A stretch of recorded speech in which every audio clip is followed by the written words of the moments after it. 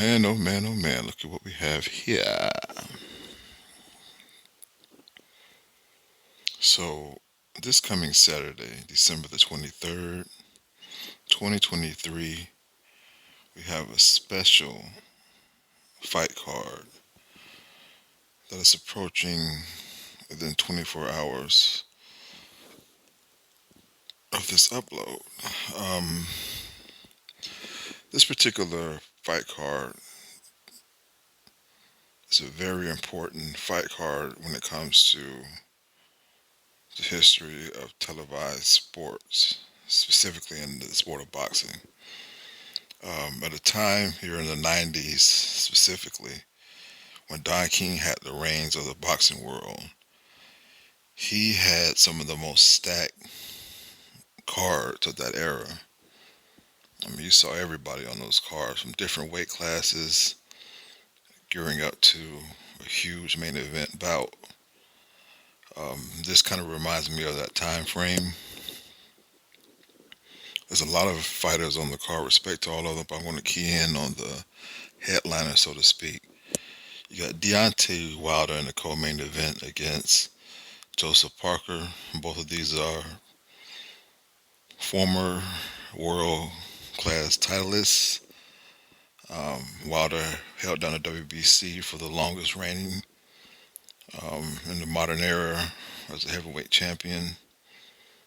And then, of course, we have the former WBO champion, Joseph Parker, squaring off. It's going to be a good match while it lasts.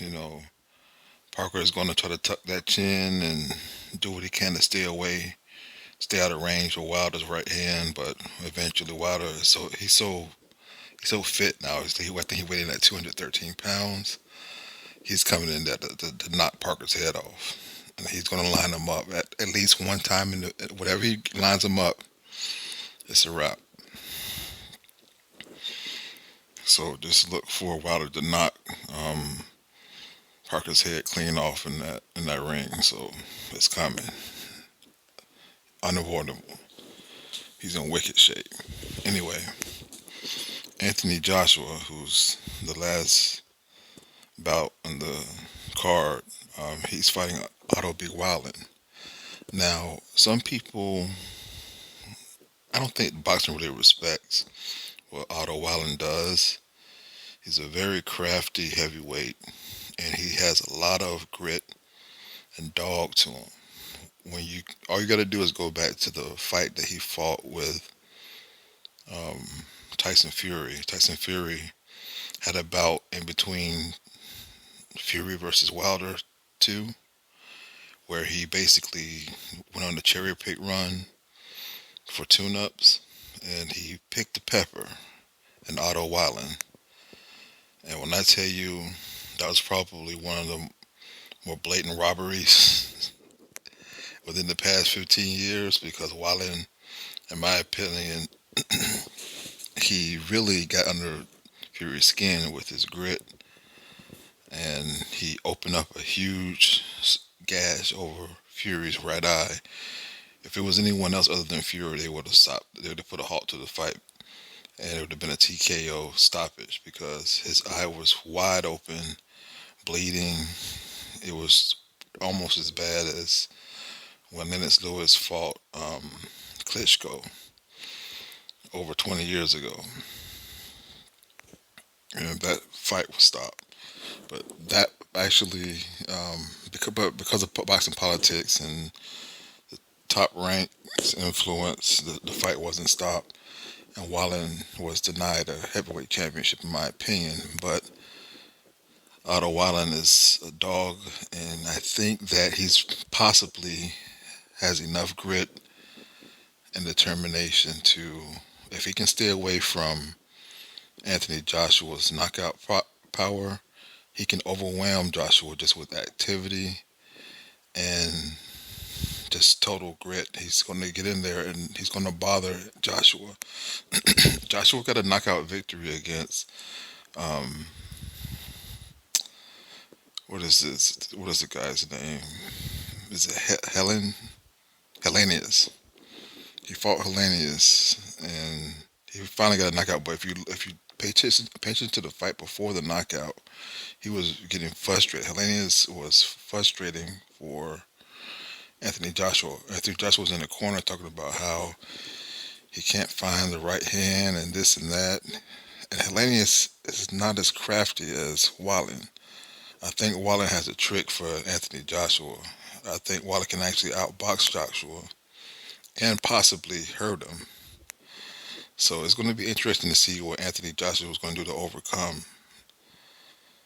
But the main thing that I want to speak about is the purses, man. In order for these amount of fighters from different cross promotional companies to come together, it's a lot of money involved. And I'm not sure if the Saudis have to adhere to the um, Muhammad Ali Act or anything like that because this is on their soil. So I haven't even attempted to look up any purses or whatever, but they have to be getting paid, especially Anthony Joshua and Wilder has to be getting paid stupid money. At least I would estimate 20 to 30, maybe even 40 million a piece just for those two gentlemen alone. And then there are other, people, they're probably making what they're making, but when it comes to Joshua and Wilder, they got to be making over $30 million a piece each, upwards, to get everyone on the cards like that. So this is going to be a good card overall. I see Baby Miller, Dubois is fighting, Bivol. So this is going to be a very good card, and I'm looking forward to seeing Wilder coming back home with a boatload of money and seeing who he's going to fight next after that, in 2024. Anthony Joshua, he looks calm, but that doesn't mean anything. When he gets in the ring, it's all about how he looks when he gets in the ring. Because for some reason, he's like his game plan falls apart after 2 or 3 rounds. Because he's expecting to knock the guy out instead of just letting the fight flow. So we'll see what happens, man. This is boxing.